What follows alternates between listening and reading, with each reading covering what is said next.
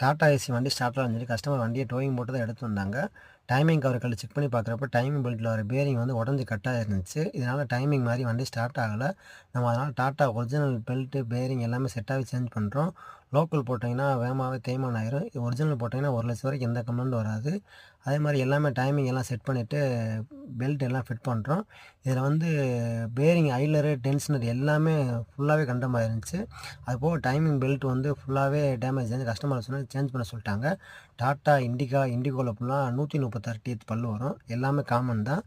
Belt எல்லாமே fit பண்ணிவிட்டு check பண்ணி பார்த்தோம். இது வந்து டைமிங் வந்து ஆயில் ஃபில்டர் சைடில் வந்து 5ஆம் நம்பர் அலங்கி வரும்.